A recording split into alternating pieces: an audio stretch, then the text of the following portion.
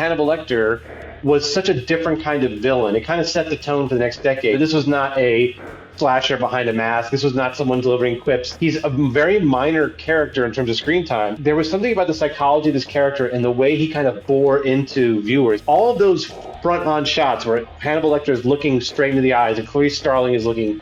When you're seeing in a theater, it has such a different effect because they're like looking at you. So you have to remember, like, being in the, in 1991, you go out on Valentine's Day weekend to this new movie, and all of a sudden you're sitting in a crowded theater, and there's this cannibal staring right at you and almost talking to you. Like, I think this movie did have kind of a profound effect on that first wave of viewers, and they've never really forgotten it.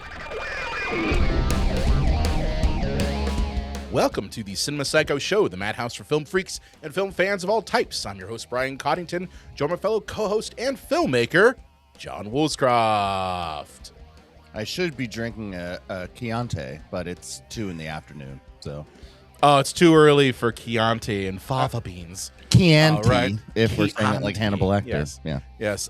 This week, we've closed out our talking about our best of 2025. We're moving on to newer things, kind of.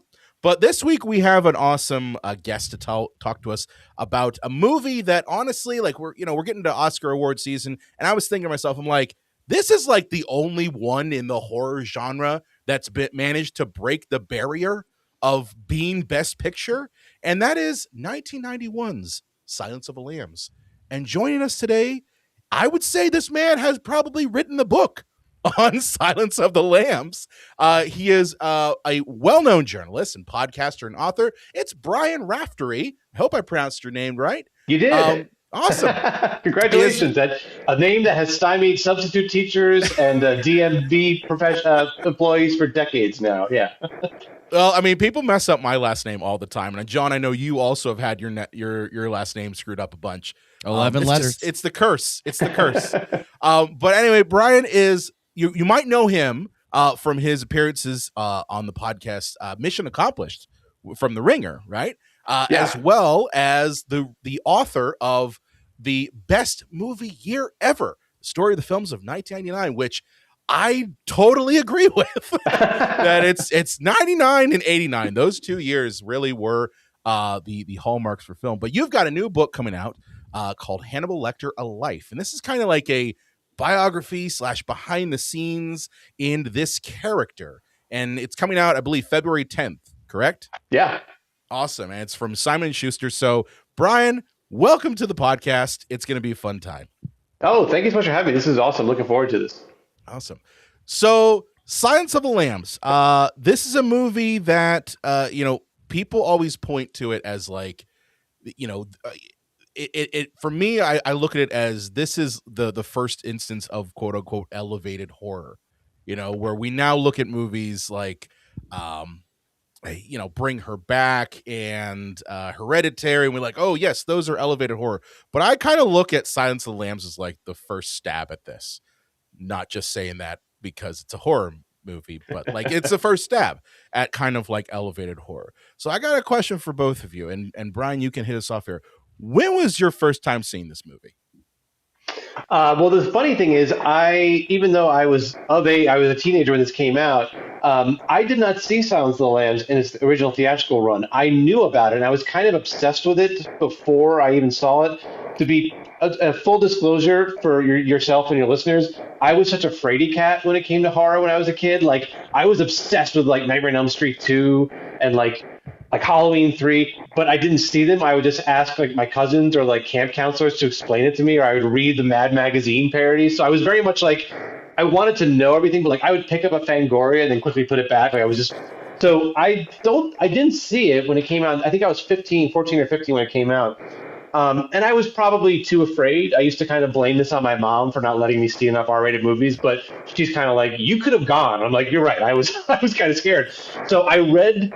My first exposure to this movie was I sat in my 8th grade Spanish class because I was not a good student, and I had Rolling Stone magazine with me, and I read Peter Travers' review in Rolling Stone, which is not only an enthusiastic rave, but also like it's talking about what this movie's about. And I remember sitting there being like, wait, there's a movie about a guy who eats people and it's good? Like, this is actually like, they're talking about this the same way they would talk about like like a Merchant Ivory movie. It was so acclaimed. I read all the reviews, and I don't think I saw it until it came out on VHS. And then from that moment on, I was really kind of fascinated with it and obsessed with it, and watched it multiple times in the '90s. It was definitely.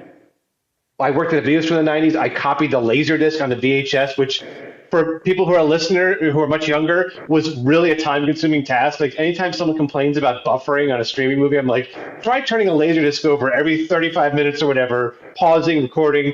It was one of the first. It was the first commentary track I think I ever heard was the Silence of the Lambs one because it was recorded in the '90s. I read the books. I bought it on DVD when it came out on Criterion, like in the late '90s.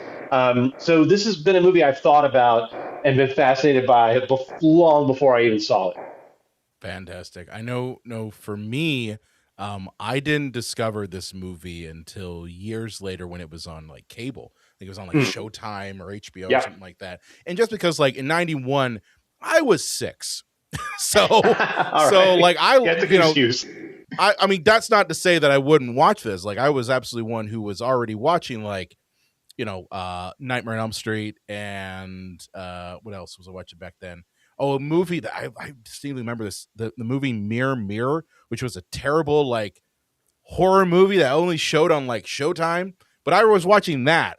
I never I remember discovered. that. You remember that one? So like I never really went into this because I'm like, it's not like, the monsters I'm used to. But as an adult and as a teen, that's where I kind of like was like, okay, this is something more. But John, when did you first discover Silence of the Lambs? Yeah, Brian, I'm kind of in a similar vein to you. It was when I started to get into horror movies in like the horror section of the video rental store. I was looking for like Freddy Krueger, Michael Myers, Jason Voorhees, that type of horror movie. And I knew nothing of Silence of the Lambs, but I kind of like, oh, well, I'm not mature enough to understand, even not knowing what the movie was about. Like this is more than just a horror movie. I'm not ready for this. And then one time I went to the video rental store. I think I was like 12 maybe, and I just rented it as a joke because like our video rental store, you could get 5 movies for $5. That's a great story. My God, that's a great deal. That is the deal right there. Yeah. Well, for renting, to be clear, you don't get a still. That's great though, man. Still a good deal. I remember that my max was like 3. I got 3, and I think it was like $20 for 3. And I was like, that's a lot of money for 3 tapes. But so I brought Silence of the Lambs home, and like my dad was like, "Oh, and I thought he was going to be like, "You can't watch this. You're too young." He's like, "Well, I want to watch it too. I love this movie." And I'm like, "Oh, okay." And like if your parents, if your dad loves it, you'd be like, "Oh, well, then I have to love this movie too because that'll make me look smart and mature." But I ended up loving it, and then as I saw it, as I got older, I appreciated it differently. Like I said, I saw it when I was 15, 18, 21. I've seen it more times than I can count now. It's one of my all-time favorite films. But yeah, it was. I immediately just fell in love with it. I rented it as a joke and ended up finding one of my favorite films. Yeah, that's great. Yeah. So obviously, like we all came into this at different points in our life, but this movie especially has really struck a nerve and has stuck around for a long time. Like it is still talked about. It is, obviously, Brian, you're writing a book about it. So why do you think this movie especially, and Brian, I want to start with you. Why do you think that Silence of the Lamb has had the staying power and really connection with audiences even past its premiere in 1991? I think there's a couple of reasons. I mean, I'm just kind of riffing off the top of my head, but I think one of them has to do with something you said earlier, which is the idea that this was kind of one of the first, quote unquote, elevated horror movies. And I do think this was a movie that you have to understand, like a lot of people walked into it not even knowing what it really was. I mean, this was the most mainstream a movie like this could get. It played for months. It made tens. I think it may have crossed. I don't remember if it crossed $100 million in the box office in the U.S. I can't remember, but certainly around the world, it made like $200 million. I mean, the Oscars the next year opened with Billy Crystal coming out in a Hannibal Lecter mask. Like this kind of permeated the culture in a way that even a lot of the big '90s movies did for a movie of the '90s. Like it was just absolutely something that everyone had to see. And so obviously, there's a reason why Donald Trump talks about Hannibal Lecter. He knows everyone in the audience knows who this character is. And I think another obvious reason is that The it is late like great Hannibal Lecter. the late great. Yeah, we all know canonically he's dead and that he was wonderful. And I think another reason is like, which is the most obvious reason, is like, and I don't know if you guys rewatched it recently, but I had to watch it a lot in the last couple of years. It's basically like a perfect movie. Like I don't think there's one thing I would change in it in terms of like an actual suspense thriller with like really great dialogue. It moves so well. Ted Tally's script is like a really remarkable adaptation of an already really good book. But I think a lot of it has to do with the two characters, and I think Clarice Starling is an incredibly important part of why this movie and the story has permeated for so long. But I do think Hannibal Lecter was such a different kind of villain. It kind of set the tone for the next decade because even though I hadn't been able to watch all those, I was too scared to kind of watch Nightmare on Elm Street and Friday the 13th and Halloween at that point when it came out. Even I knew this was something different. This was not a slasher behind a mask. This was not someone delivering quips. And when you watch the movie, it's not even someone who like moves around and does a lot of stuff till like the last scene he's in, basically, or one or two last scenes. He's a very minor character in terms of screen time. And I think there was something about the fact that he was so elusive, the fact that the movie ends with him kind of on the loose with that great, having a little friend for dinner. There was something about the psychology of this character and the way he kind of bore into viewers because, like I said, I didn't watch it when it came out in the theater. I did go see it in the theater a couple of years ago, and one thing that's so remarkable about seeing the theater, and I don't know if either of you guys have seen it in a re-release or something, but all of those front-on shots where Hannibal Lecter is looking straight into the eyes and Clarice Starling is looking, when you're seeing in the theater, it has such a different effect because they're like looking at you. So you have to remember, like being in 1991, you go out on Valentine's Day weekend to this new movie that's gotten good reviews. You don't really go to a lot of horror movies, and all of a sudden you're sitting in a crowded theater, and there's this cannibal staring right at you and almost talking to you. Like I think this movie did have kind of a profound effect on that first wave of viewers, and they've never really forgotten it. As you said, it won Best Picture, it won Best Director, it won Best Adapted Screenplay, it won the acting awards, the two main acting awards. This was a mainstream movie, unlike anything I'd kind of seen of this kind of film. Well, I think the other thing too is like this is the first time that I've ever seen that I can even remember where you are seeing actual crime scenes and the methodology that the FBI and like police would go in solving a murder. Like I can't think of any time, like even Manhunter, I don't think ever showed like the autopsy scene, like where they've got the woman and they pulled her from, I think it was Elk Lake, and they're literally going through it. Like I had never seen anything like that prior to 1991 in a major league film. Like you might see some of that in like, some indie film, like, but it's done very inartfully. But this is done at a Hollywood level, but it's done with, hey, we're going to show you all of it. We're going to show you the stuff.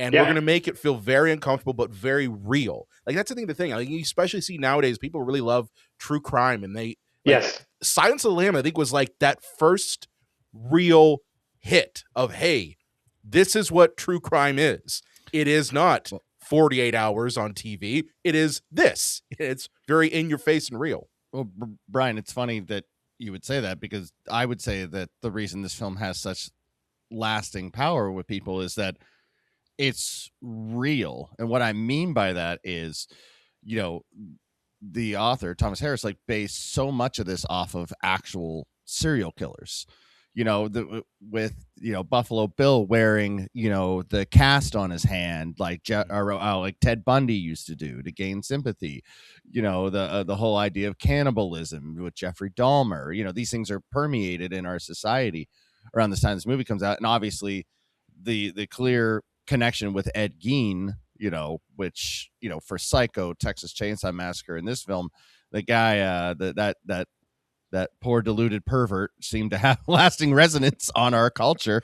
And there is a grounding. I mean, obviously some of it's a little over the top because it's a movie, but there's a grounding to it where you feel like this could happen,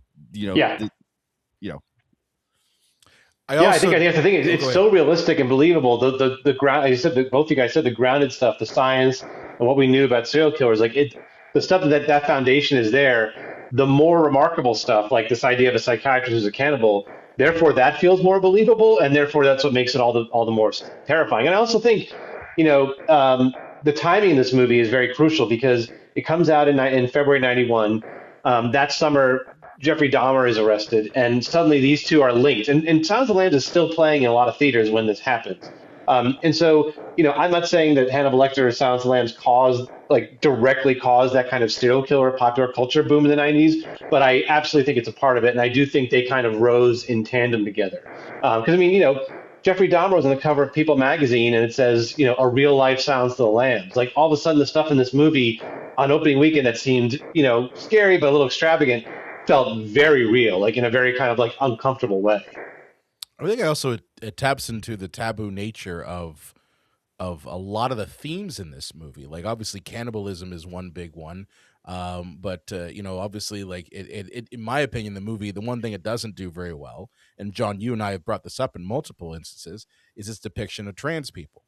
It Hmm. very much kind of hits it in a very negative light. And I attribute that not necessarily to the filmmakers themselves. I attribute to the attitudes at the time when this movie was made and when it was written. So, and that's something that, you know, is a thing people at the time were like, I don't know anything about this. So it's something that Hmm. they're drawn to because it's outside of the quote unquote normal.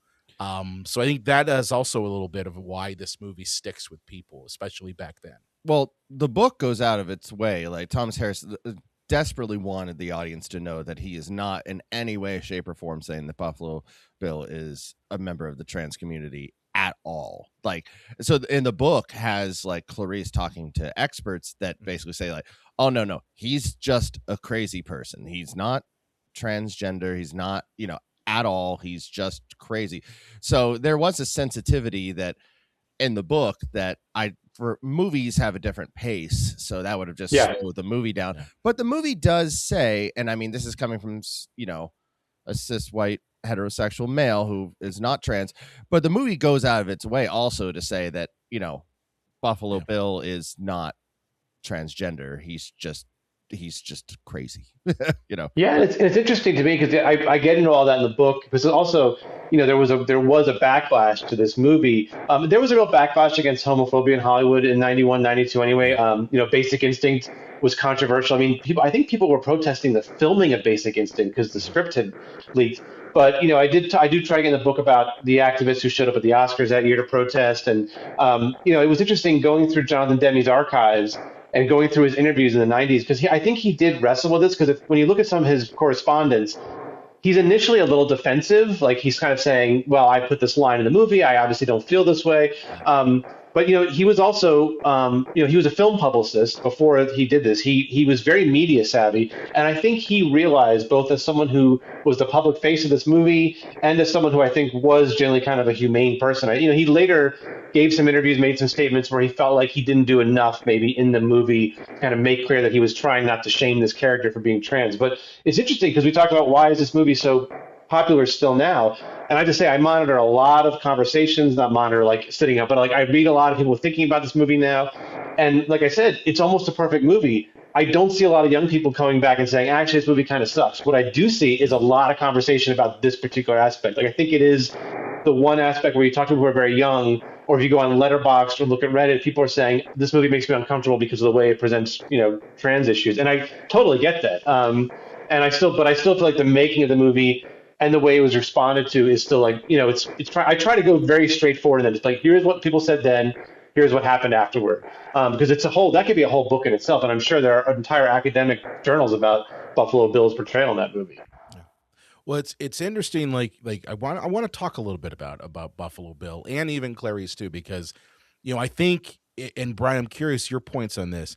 I actually don't think Hannibal is the main villain in this film. No, not at I all. really Yeah. don't. I actually see Buffalo Bill more closely aligned with Clarice than I do Hannibal, because I look at both of their struggles in this film as similar in the Mm. sense that Clarice, she is struggling throughout the majority of this movie with what I call despicable and creepy men. in an environment It's a man's that world. no, it's like it's she is basically struggling for acceptance and her placement in this very very very masculine patriarchal world of law enforcement. I mean, and then at every turn she's basically hit on by everyone and even like put down, like even Jack Crawford, who's like the best guy in the movie, Yeah. even says to her like, yeah, Starling, I'm sorry I put you down in front of the law enforcement. Yeah. They just can't handle a woman giving orders. But Buffalo Bill is kind of in the same boat because he is trying to transform himself. The whole idea of transformation into someone he covets, who is a woman. He wants to become that because he covets that. And it's the same sort of thing. They just go about it in two diametrically opposed ways. Well, Yeah, I mean, I think that's like really what's really interesting what you're saying. I mean, I think it speaks one of the reasons too why this movie's endured is I do think the Clarice character and that whole element of her struggle against the bureaucracy and the FBI, it's obviously much more drawn out in the novel, and it becomes a huge part of Hannibal, the sequel, both the book and the movie. She's kind of always this very put upon character in some ways. But yeah, what's so fascinating to me about this movie, about Buffalo Bill, and rereading all the books in preparation of writing this book, is that in the Silence of the Lambs novel, like there's so much more about Buffalo Bill's backstory. It's kind of after they're killed, and there is a certain poignancy, I think, even in the movie. Like, this is someone who's clearly broken and damaged. You can't forgive these horrible crimes that are depicted in the film. But to me, it's always, I think one of the reasons why Lecter broke out in such a sense, kind of as a superstar villain in these books and these movies, is like, he always is more restrained than whatever killer he's trying to catch. Like, in Red Dragon, the Tooth Fairy is like, I mean, like, really, like, that's some really sick shit there. And then obviously when you get to Hannibal, and it's, it's either Hannibal, it's like, who is the bad guy in Hannibal? Is it Hannibal Lecter, or is it the billionaire guy, Mason Verger, who's like breeding killer pigs and drinks the tears of like poor foster children, like the most over the top. So Hannibal always kind of stands out as the contrast as whatever other serial killer they're chasing. And I do think he seems particularly admirable compared to Buffalo Bill. But I do think there is definitely a reading of Buffalo Bill where you can elicit at least a little bit of sympathy for this person who's just so broken, clearly. Again, does not forgive the crimes, but I think it's one of the things about this movie that makes it so compelling. John, your thoughts? Yeah, well, for me, Buffalo Bill was terrifying in this movie. But what's interesting is my mom is a psychologist, and for her, Hannibal Lecter was the terrifying character. But for me, not having that background, I actually just found him kind of in a bizarre way. I feel kind of weird saying this, but kind of like cool, like because he was always the smartest person in the room. He was funny, in a dickish way. But but Buffalo Bill, like, good God, that man is just, he's unhinged. Like, he's dangerous. Where I feel like you could reason with Hannibal Lecter. Like, if he wants to kill you, he's going to kill you. But you could reason with him. But like Buffalo Bill, not so much. So for me, that I always found him terrifying. And look, I don't know, just because you brought the Oscars up earlier, for whatever credit or value we put on those, I think it was a crime that I can't remember his name now, didn't get nominated for Ted Levine. Didn't get nominated for playing Buffalo Bill. Like, come on. Yeah, I mean, it's interesting that, like, I think back then, like, the Academy was I think the Academy is obviously much more open to horror as a genre now in the acting categories. Obviously, like with Weapons just got nominated in the supporting actors, which I think was really well deserved, and kind of an actually kind of fun nomination. Ted Levine's great, and one thing I'm just thinking about this now. One reason why that character is so scary is like Ted Levine's voice is just, there's something so, I mean, it sounds like a broken instrument. There's something kind of like, it's a little too slow and a little too deep for what he actually, his age and how he's sort of looking at that point. So his voice and the way it kind of cracks, I mean, considering how little he's actually in the movie, like, it is a very indelibly terrifying kind of performance. I mean, and they could not have made that basement spookier. I mean, I think Silence of the Lambs really does pride itself on trying. as much as Jonathan Demme loved genre, I think he was trying to be like, we're going to set this in this bureaucracy of the FBI. You're going to see all these kind of interesting kind of areas you don't see in a horror movie. But that basement is a basement out of a horror movie. I mean, that is the most horror movie aspect of the whole film. It's like this well with all the creepy human suits around. I mean, that is like a true nightmare palace. That little basement. That definitely helps. And also, I always get so grossed out in the movie by the state of his house when she knocks on the door. It's like it's so like the dirty like stove, like dishes around and stuff. I'm just like, oh, this place is such a. Oh, I never want to step in that house. You know? Well, it's a thing where he's singular focused. I think that's the thing about Buffalo Bill is that he is so singularly focused on this goal of Yeah. I want to transform myself. My outward Yeah. appearance currently does not match in my broken psyche what I should be. You know, and so like he's singularly focused on making this skin suit that all other things that a rational person would be like, you need to kind of give the visage that Yeah. you are normal Right. so you aren't caught. Yeah. But because he's so broken, he's not thinking about that. Does No. FBI have any ideas? The police up here don't seem to have a clue. And he literally drives a creepy van. It's like you can't get creepier than that. He's very on brand. Yeah. And like regarding the voice, I think what creeps me out the most about him is when he is pretending to have another voice, like that other like octave higher, that more effeminate voice when he's talking to Catherine in the well. He's like, put the lotion in the basket. Yeah.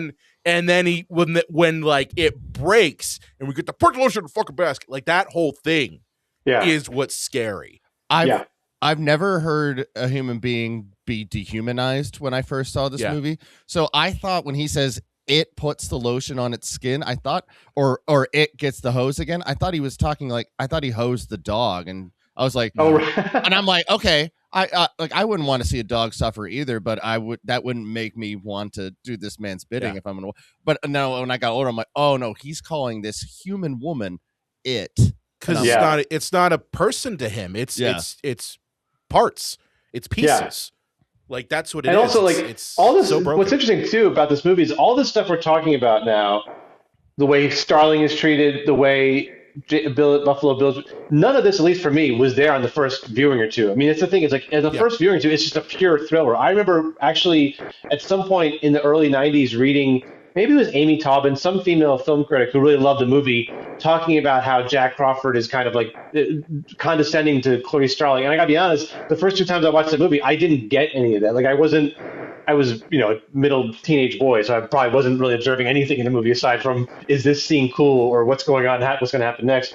But I do think there's layers and layers to this movie that, aside from being just purely entertaining, you can just keep looking at a different aspect or go follow kind of one little narrative or kind of idea throughout. And it's why, this is not the first book about Silence of the Lambs, or the first writing. And when I was researching, I realized how many academic papers have been done just on this film. It is a remarkably rich text, as the kids say. Yeah. Well, Brian, I want to ask you a question here. Like, obviously, this isn't the first adaptation of Hannibal Lecter. We had, Manhunter and Brian Cox playing, Hannibal Lecter and everything. That movie kind of, it shouldn't have been, but was kind of just forgotten. And the idea of picking up the second book in a trilogy. Well, wait, was Hannibal written but when Silence of the Lambs came out, or did he write that after this? No, it was after. Yeah, he wrote it. It came out in '99, the novel. Yeah. Okay, but to grab like the second book in a series and just say, okay, we're just gonna ignore that movie and we're doing our own movie, and what does that mean to like just be able to pick up Silence of the Lambs the second in a series and just roll with it like it's its own standalone thing?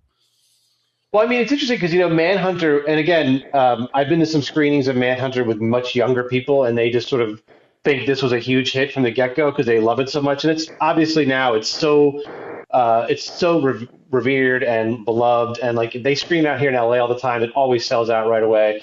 But it really was not a high-impact movie, like at all. And I remember when I think the first time I may have seen it is either right after, or maybe a year or two after, NBC aired Manhunter and they kind of retitled it. And so I know they did that. I know they called it like The Curse of Hannibal Lecter, but I think they re-aired it again in the mid '90s, like on like the Hannibal Lecter you never saw, because it just kept getting played on TV all of a sudden. And then you start seeing the video store and someone put a little label saying this is actually a Silence of the Lambs story. But I think the thing is the reason why they could basically make a movie and not have to worry about Manhunter was A, it wasn't very well seen, but B, The Silence of the Lambs, the novel, had been such a bigger hit. Like it kind of had. Red Dragon was a hit novel. Silence of the Lambs, like the reviews were like over the top, huge New York Times review. It got one of the bestseller lists right away. It stayed there for a while. It was a big beach read. So I think because the combination of A, no one's really seen Manhunter, and B, Silence of the Lambs has this kind of cachet behind it right now, they kind of felt confident they could make this movie. They didn't need Brian Cox. They wanted a new Lecter. But it was still a hard sell. Like, the people who were trying to adapt this movie, the studios really weren't interested because at that point, according to people I talked to, like serial killer movies in terms of like big studios just didn't want to do serial killer movies in the late '80s, early '90s. It wasn't seen as a thriving genre. So it was a little bit of a hard sell, which is kind of hilarious considering how many Silence of the Lambs knockoffs came like basically right away afterward. Can we put Hannibal Lecter in a hockey mask? Yeah, exactly. Yeah. Halfway through the movie, they kind of did. They kind of like gave him a half one. That's true. Yeah. Yeah, I mean, I think the development of this film is really interesting. And Brian, I know you probably have some thoughts on this, but like the fact that like they had to rent the rights for Hannibal Lecter from like Dino De Laurentiis, like the fact that was split apart. Like, and I know, John, you're laughing. You're like, yes, Dino De Laurentiis, he strikes again. the great D- hack that he is. I love Dino. Like, I'm fascinated by him. I found so much stuff on him that I wanted to include, but it's not a Dino De Laurentiis book. But I mean, yeah, the rights issue for Hannibal Lecter, the character, and these books is so complicated that at a certain point, I decided I had to cut it out, most of it out of the book, and just kind of give the quick summary, because it's like there's so much back and forth and lawsuits, and then when Hannibal comes out, there's lawsuits, and even today, I don't think one entity owns all four of the novels. I could be wrong. Someone could have maybe secretly made some deal, but yeah, basically Dino De Laurentiis was like, "I'll give you the rights to this character for this movie," because Red Dragon had bombed. He didn't really think that Silence of the Lambs would be who would care to see this movie. And I think some people spin that as, wow, what a bad business decision. At the same time, when Hannibal came out, the movie, he had the rights again, and he was like, I now have the hottest like villain in all of Hollywood. I think he made tons of money off Hannibal Lecter post Silence of the Lambs. Dino was fine. But yeah, I think that's why now we don't. I've been asked a lot while promoting the book, like, do you think there'll be another Silence of the Lambs remake at some point, or an actual a first time Silence of the Lambs remake? And I do think it'll eventually happen, but it's just a legal wrangling more than anything. I don't know how they're going to get all these characters, because they're owned by separate parties in the same kind of world. But knowing that it's just a matter of money, I think they'll find a way to make it happen. Yeah. I know for me, Hannibal Lecter, that character kind of permeates a lot of different things. I mean, I even saw like the really bad like prequel movie that came out with I forget the actor who passed away, Gaspar Lou. Yeah. Yeah. Oulé, yeah, I can't remember. Yeah. Pronounce it properly because my French is terrible. Yeah. Better. Yeah, I know the book's so better for that. But like that character has survived so many different iterations. And Brian, I'm just curious, what do you think it is about this character that has persisted even beyond just the movie The Silence of the Lambs? I think part of it is, if you go and look at the original novels, with the exception of Hannibal Rising and Hannibal, those first two books, there is so little Hannibal Lecter in them. I mean, I think in Red Dragon it's like 12 pages or something. And in Silence of the Lambs, even though Lecter has a bigger role, entire chapters, entire passages, parts of the book are all about Clarice or Buffalo Bill. And I think what's interesting is when you look at actually, if you were to kind of like collect every single line of dialogue Hannibal Lecter has in all of these books, It's not a lot, and some of it's very open to interpretation. Like he's not like Thomas Harris doesn't write. I once took like he doesn't do like the liver joke like or the like fava beans joke. Like he doesn't do that. It doesn't say he stand with a smile. It's very straightforward. Like the writing is all kind of like an actor could take Hannibal Lecter's lines of dialogue and really kind of interpret them any way he wants, which is what happens in with Brian Cox and with Anthony Hopkins. They're both very different spins on that character, yet they're both in their own way kind of true what's in the book. So I do think there is a certain element of unknowability and elusiveness of Hannibal Lecter that does kind of make him the kind of character that a different actor could interpret. And I think, again, I've been asked a lot about this, like, would I ever want to see another Hannibal Lecter movie or TV show? And I think the assumption is that I would be like offended, like you can't reboot this classic. But I do think this is a character. I think the NBC show proved that you can take this character, give it to a totally different actor with a totally different approach, and not only can it work, arguably the NBC show, it's like there's people I know who will read the chapter about the NBC book before the rest of this book. That show is absolutely like the definition of a cult hit. I mean, it's like it is the people who love that show love that show. Like it's like to the point where like I got nervous doing that chapter where I'm like, I don't know these people down, but I can't make the whole book just about this show. So I do think there's something there that he is very ripe for reinterpretation with the right filmmaker and the right performer. I love the NBC show personally. I was. It's I was so a gnarly. fan of I can't believe it got on TV. I can't believe that shit he got away with. Network well, television. the later seasons got really like, hey, we're gonna go off the rails a little bit. But I loved it. I thought it was great. And I came at it after it had already like played on NBC and was like, I think it was replaying on Netflix. Yeah, Netflix gave it a big bump. Yeah. Yeah. It's a great adaptation. It's one of the best pop like literary adaptations because I think Brian Fuller and I go back and forth in the show. Some that I love, some that I don't.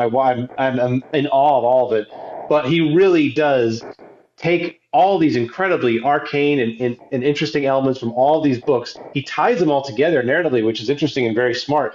But but he also puts his own spin on it. So it's one of those very rare adaptations where it's almost like the only comparison I have is when Tarantino took Elmore Leonard's novel and made it Jackie Brown. Like it's such an Elmore Leonard book turned into a movie. It's also such a Quentin Tarantino movie. And I think Hannibal has that same thing where even though Tom Harris and Brian Fuller never even met or spoke, it does feel kind of like the best of their kind of a mind meld between the two of them. Definitely. So, I did want to ask a question because I think obviously when we're talking about Silence of the Lambs, we all have our favorite scenes from the film. So, Brian, you're the guest. I want to ask you first. What's your favorite scene from Silence of the Lambs? I have many. I do really remember, though. I think I was sitting at my friend Steve's house watching a VHS. I hope that's where I watched a lot of movies in like 8th, 9th, 10th grade.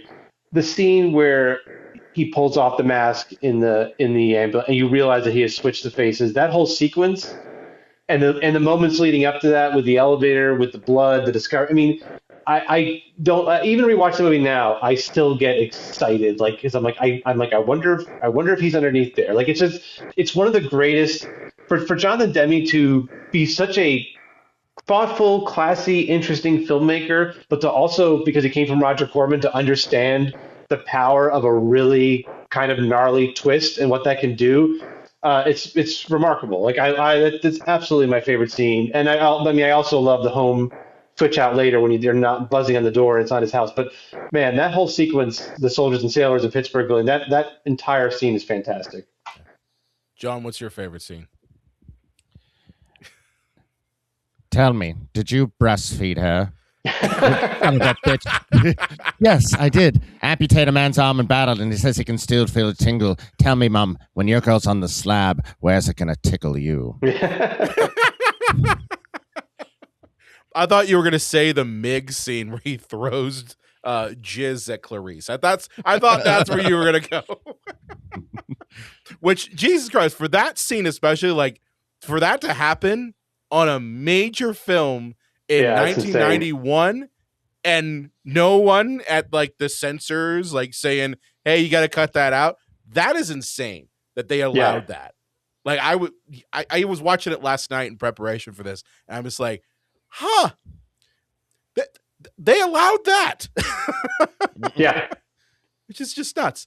For me, my favorite is the scene before your scene, Brian, and that is the whole lead up of Hannibal in the cage scene. Yeah. And everything that happens, because for me, right up until that point, we've only heard through third party about the things that Hannibal is capable of doing.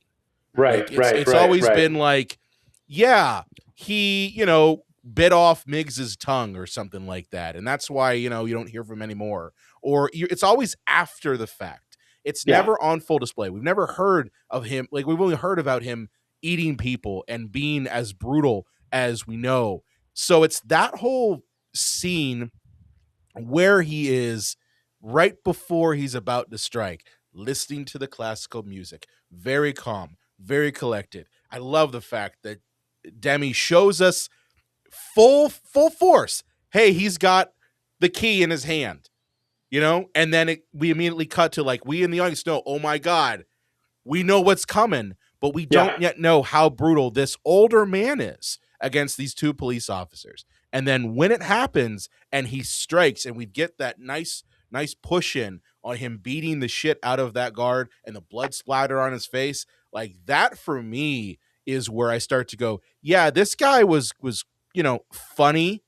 Like, John, you obviously, like, you brought up a funny line that you said. I'm like, yeah, he was funny, he was charming, but man, oh man, this man is fucking brutal as all hell. And he is absolutely as dangerous as everyone is saying he is. Because it's that moment, that's the first time that we actually see how dangerous and violent this man can be. Well, that whole thing is where it lost Siskel and Ebert, Brian. Of course it did. Well, their initial review, they both gave it a thumbs down because they said it ended like every other, slasher movie where the killer just, walks away and they can do a sequel. That was their problem with Hannibal escaping. Brian, what are your thoughts on I think Siskel definitely was turned. I mean, I think Siskel's whole thing was, why are these incredibly talented filmmakers and actors doing this kind of trashy stuff? I mean, it's funny because the first podcast I did for The Ringer was on Siskel and Ebert, and I spoke to their widows and people worked with them, and I went through, this was about 5 years ago, I went through like gazillions of clips that were on YouTube, and now there's even more, which is like a delightful thing. Like, you can watch Siskel and Ebert. But man, I love Siskel. I disagree with him so much, especially about genre stuff. Like, he wasn't a pearl clutcher. I think it just wasn't his thing, horror. And I think sometimes he would kind of come to it from a point of like, why would anyone want to enjoy this? This is just gross schlock. I think I think he was wrong. Ebert was definitely much more pro the movie. But yeah, Siskel, I think Siskel is a little lowercase c conservative when it comes to movies like this. I'd be surprised if he didn't revisit the movie at some point in the 90s and maybe rethink it. He wasn't always, open about his reversal on voting on thumbs up or thumbs down. But I do think that scene, what's so remarkable about the sequence you're talking about when he's in the jail scene is, I think people walked away thinking they'd seen more than they'd seen. And Jonathan Demme, one of the things about this movie was it was so big that Hannibal Lecter was on the cover of Newsweek a few weeks after it came out. And the cover was like, has pop culture gone too far? Which is a perennial magazine cover topic. Like, we had that when I worked at Entertainment Weekly, we did that when Eminem was big. It's like, has pop culture gone too far? It's just the classic, like, let's take the temperature and here's a bunch of examples. And I think my sense is that they started out, they're like, we're going to do a story on how Silence of the Lambs is so much more violent. And they kept Lecter on the cover. But the truth is, like, Jonathan Demme tells the magazine, it's like, look, go shot by shot. We don't show that much. Like, the stuff you're telling me is in the movie is actually not in there. Because it really is, like you mentioned, it's just like some blood flies on his uniform. I mean, it's a little grisly, like, but even the cheek biting scene when he first bites in, it's like, it's super quick. It cuts away. And as NBC's Hannibal proved, like, audiences would have a much bigger tolerance for more gore decades later. But I think people do, and some people I've talked to, I haven't seen the movie in years, misremember it as being far more violent and gory than it is. I mean, it's very, very restrained in a lot of ways. And I do think that's one of the reasons why it managed to bring in some people who never would have gone to see a movie about a man-eating, psychiatrist. The only thing where there isn't restraint in the movie is George Romero turning around 37 times so we see his face. I noticed that last night too. I'm like, hey, there's Romero. He in this keeps too. turning around. Yeah. Make sure you see his face. Yeah. I think I found his deal memo for that, and I didn't put it in the book, but I love the fact that I'm pretty sure he only got scale. Like he got like $750 or something. But the fact that both Roger Corman and Romero are in this speaks a lot to, I think, like, this idea of because maybe it's a question for you guys, but I sort of feel like I came of age at a time, my early childhood, I feel like slasher movies were still being very much written off. And then at a certain point in the 90s, maybe this was because of Scream and post-Scream, and it's a new generation, but I do feel like there was a real kind of like, we need to take this genre more seriously. And I've always sort of felt like that Demi, again, classy guy, he directed these Oscar-nominated movies. He did Married to the Mob. Him having Corman and Romero in there is like, you guys have to like acknowledge what these filmmakers have done for our industry, which is like financially, horror has kept Hollywood going off and on for like 70 years now, especially the last couple of years, I think. But I do feel like Silence of the Lambs was for some people maybe a cause of like, I'm going to take horror a little more seriously. And I think Seven did that as well. I think there's definitely movies in the 90s that kind of convinced people to rethink their assumptions on horror. I mean, in fairness, because I love all different types of horror and I love slasher films, but they are like disposable, goofy shit, and that's okay. And they can be that. Like I like professional wrestling. Professional wrestling is goofy, stupid shit, but that's okay. I still enjoy it. Like go watch Friday the 13th Part 7 or Nightmare on Elm Street Part 5. These are very disposable, shut your brain off and enjoy nonsense kind of movies. So I think that, when something like this comes along, it's like, oh no, we can take this more seriously, more in a more cerebral manner. That can be kind of a wake up call.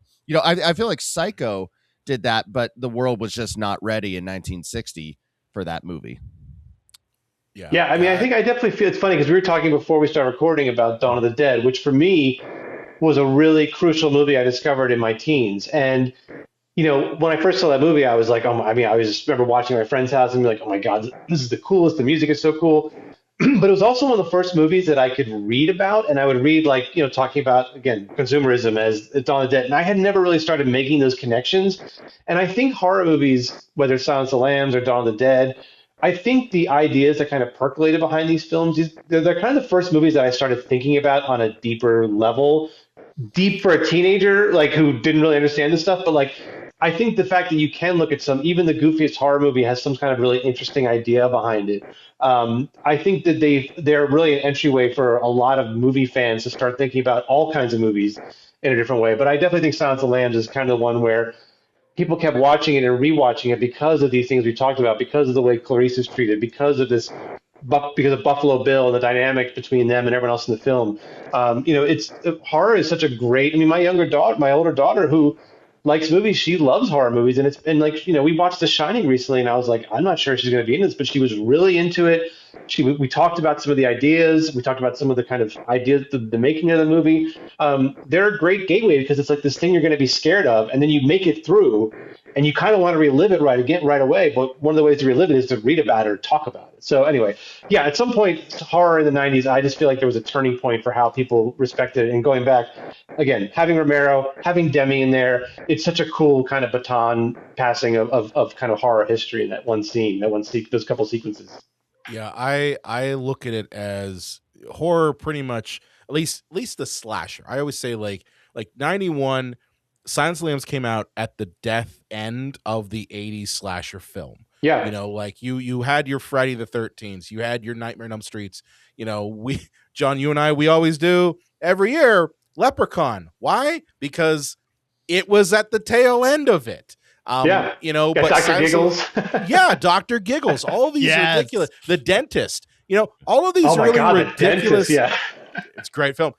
All these really like ridiculous, over the top slashers were kind of at the tail end. Silence of the Lambs was really that first time that I can remember, at least, where it was taking the genre seriously in a way that never had really been done before for mass audiences. Like, as much as I love Dawn of the Dead, as much as I love Night of the Living Dead, mass audiences still saw that movie as a horror movie.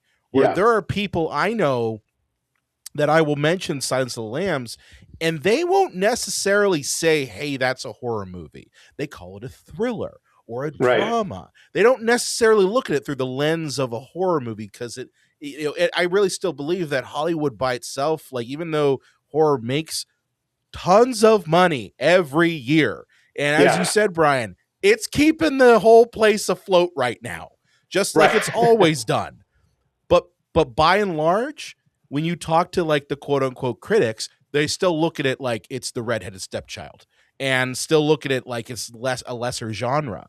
But like Silence of the Lambs is one of those ones where it absolutely was able to penetrate that and break apart from it and make it something different that people don't look at it and say, oh, that's just a horror movie, you know? And I think what you're pointing out to it when horror was taken seriously in the 90s was Scream. Because one, it made a shit ton of money, and two, it absolutely made the slasher film relevant in the eyes of, it's not some goofy leprechaun or the dentist or something like that. It's this meta version of the genre now. Well, Brian, it's interesting you should say it, because I think that like the snobs out there, what movies, the film twas, what horror movies do they take seriously? Psycho, Silence of the Lambs, Seven. What do all these movies have in common? There's no supernatural. There's no monster. Like I'm Hannibal Lecter's monster, but I mean, like, no Freddy Krueger or Wolfman or anything like that. Like they all seem like they could actually happen, and I think even Halloween is taken seriously because it's Michael Myers. He's down the street in the suburban neighborhood. And so I think that gives people like a sense of like, well, this is somewhat grounded in reality. There's no zombies or vampires here. I can appreciate this pinky in the air, Yeah. It's funny because maybe I'm just talking to different film. Like, I know a lot of the real hardcore film lovers, and not all of them necessarily critics. Like, I do think there is like a genuine appreciation for horror, but it might be a generational thing too. Like, these are people that are around my age or younger.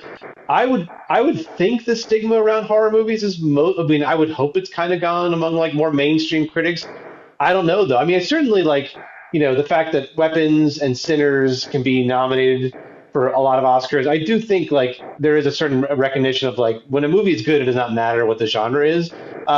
The only thing I'll push back on is like, I do think, I was not around when it came out, but when I read about the reception to The Exorcist, I do think that was also another example of a movie that mainstream audiences that had a supernatural thing, which I think was part of it, part of the appeal for a lot of people. And that's a movie that I do not want to be older, but if I could go back in time, and like, I would have been fascinated to talk to people about that movie when it came out, because I do think like, why were suburban parents going to see The Exorcist? Was it just because they heard it was good? Was it because they truly hadn't seen anything that shocking before? I mean, that was also like another big, kind of critically acclaimed horror movie. But it didn't happen there weren't a lot of them in the 80s. It didn't happen in the 80s. And throughout the 90s, it really would have to be like Seven or Scream. And even Scream was kind of looked down on by some critics at the time. I mean, I look at that with Exorcist especially, and I could do a whole episode. We actually did. We did do a whole episode on The Exorcist, where like I look at it as that movie came out in the early 70s. You had suburban parents who literally lived through, turbulent times in the 60s and 70s. And this whole idea that religion is no longer important. And then you have this movie about religion and the devil, and the devil's real, and in fact it can infect this little girl in like, that is the thing that I think terrified people. And then on top of that, you have William Friedkin making one of the most terrifying movies about this subject matter that is not tongue-in-cheek, that is very much like terrifying. Like, for me, the scene that scares the hell out of me is when the one priest is talking to Reagan and the voice changes to his mom, and she's having that back and forth conversation with the mom, and I'm just like, this is something that honestly would make your blood run cold. Like that sort of thing like, freaks me out over just, oh wow, it's Linda Blair in this makeup, and oh look at her head spin. Like those imagery is very terrifying, but it's the everything else. It's the subtext, and then also the time period. Had that movie been made in the 80s, I don't think it would necessarily resonate as well. But because we're coming out of a very turbulent time where people are looking at religion as like it's not all it's cracked up to be, some of those generational structures falling away. This movie kind of challenges it. It's the same thing with The Omen too. Well, I was going to say, it's funny hearing you say that because now I'm thinking in my head, I'm like, all right, if you look at like what were the big kind of mainstream horror movie hits in the 60s and 70s, it's like, okay, you got Psycho, you got The Omen, you got Rosemary's Baby, you got The Exorcist. It's like all of them about how family is a huge pain in the ass. Yes. Some way or the other. It's all like you've either got a mother who won't let you alone, you've got a kid who's upending your life, or you're going to have a kid that just seems like you can't get along with your husband. Like, Yeah. I do think those kind of like grounded, like, family, huh? Kind of horror movies do tend to be a little relatable. That might be like one of the most simplest reasons why some of those movies pop so big. Or like, yeah, Norman Bates' mother. I can relate, man. I've had that mom watching me go out on a date or something like that. Or 3 out of the 4 you mentioned have religious undertones. Yeah. Oh, 100%. Yeah. There are some people out there, Bible thumpers that would say, "Oh, well, The Exorcist is also grounded in reality." Because 100%, yeah. The devil can possess you at any time, and this is real. Don't play with a Ouija board. Yeah, don't play with a Ouija board. Yeah. So yeah. So obviously, Brian, I want to talk a bit about your book because Okay. you've got a book coming out very soon. So you wrote a book on the one of the greatest years in film, which is 1999, which John and I think we're both the same like agreement. Like, yeah, there's a lot of amazing movies that came out. What kind of led you to moving towards this? It's because it's done in a way it's almost biographical, right? Like you're writing a biography almost about Hannibal Lecter. So what led to the development of this book?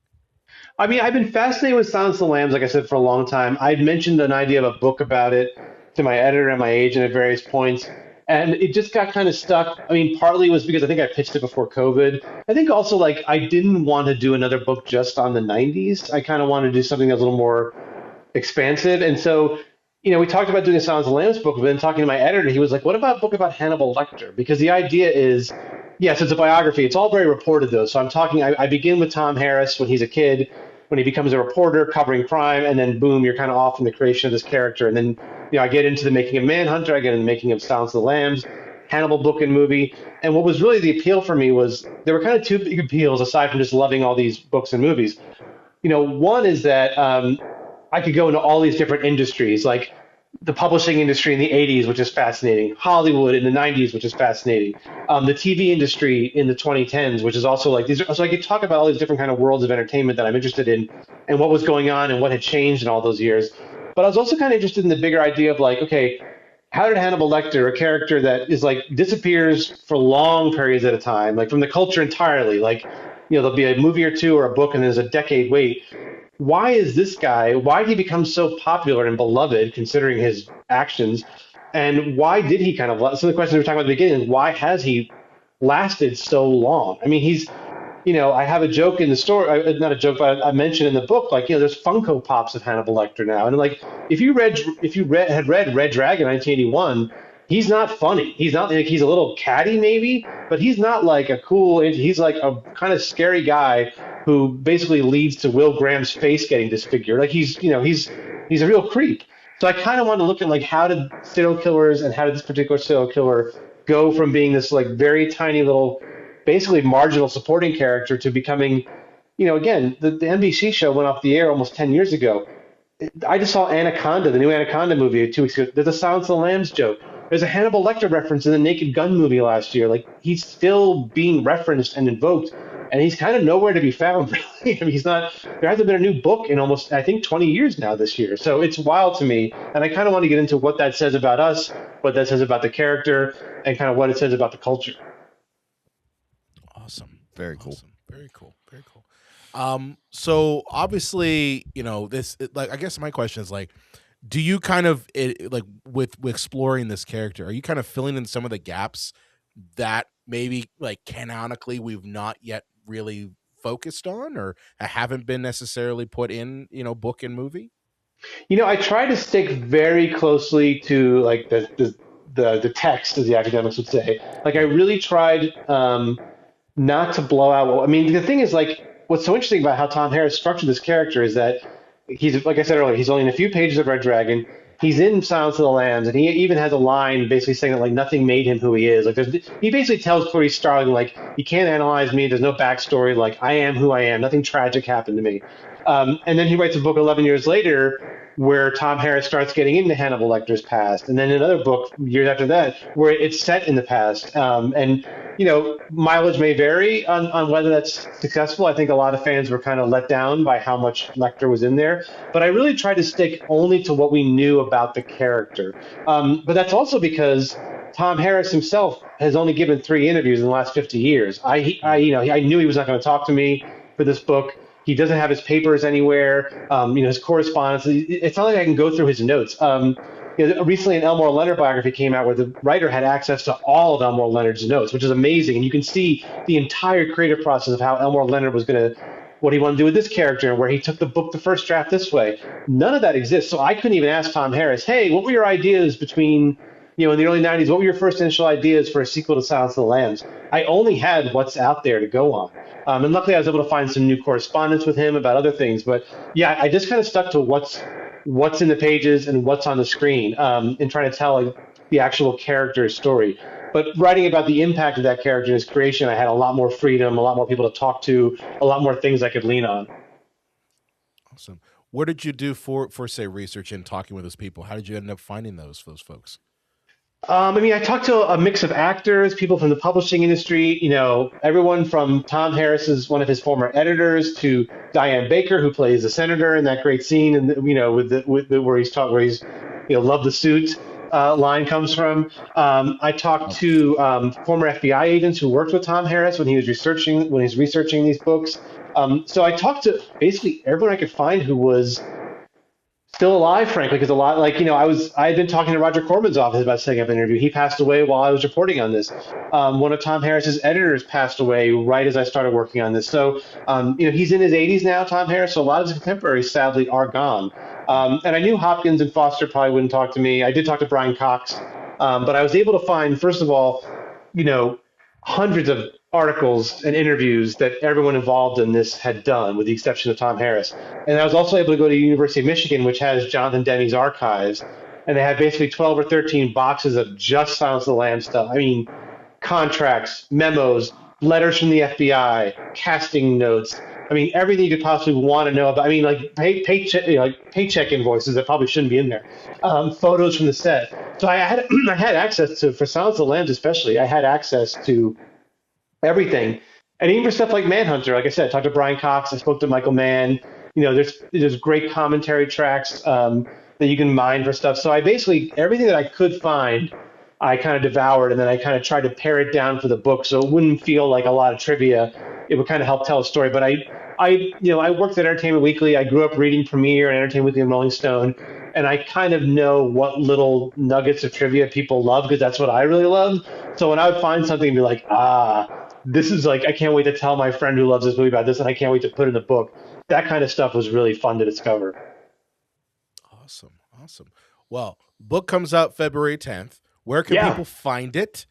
And honestly, like, where can people find more information about you as well? Well, Hannibal Lecter Life, it comes out. It's Simon & Schuster, so it's coming out hopefully at every bookstore, online bookseller. I did the audiobook, which is the first time I've done that, which was very fun and very weird, because like 30 pages in, I'm like, oh shit, I'm supposed to say this line that Hannibal Lecter says, and it's like, do I try to imitate Anthony Hopkins? No, but you have to like differentiate your voice a little bit. So I will say, in some very minor, corny way, I did play Hannibal. I portrayed Hannibal Lecter for a paragraph or two. Can you give our listeners a little bit of your Hannibal Lecter like voice? Can you do that?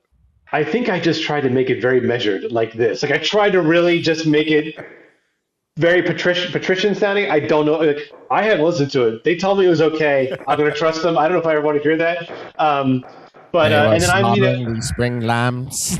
Yeah, exactly. Yeah.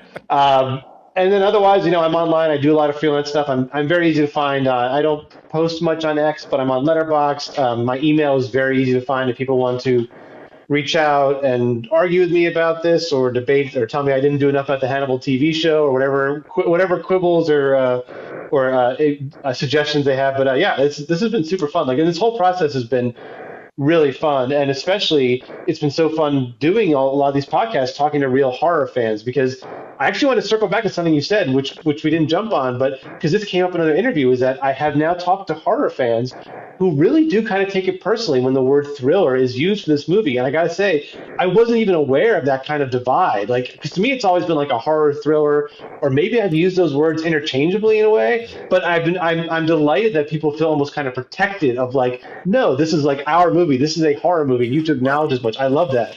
Yeah, I mean, I think the thing is like, obviously, like you mentioned earlier, that Hollywood, at least in the award season, is starting to award or at least recognize people in the horror genre. I'm a cynical asshole, so I don't see that. Like I still am feeling sore because I loved The Substance, and I was gunning for at least Demi to get the award for that, or at least even like it get the best picture. I know that's hard to do, but to even get in the running, though, I mean, that's pretty wild. I know, but I almost see it like that's a gimme. Like, okay, we're gonna give you guys, you weirdos who are paying our bills. Let's be honest here. We're gonna give you guys our a win, a nom here. But well, Brian, if Sinners wins Best Picture, are you gonna be happy? No, okay. One, if Sinners wins Best Picture, I will absolutely say, okay, now there is no reason for a horror movie not to win an award going forward.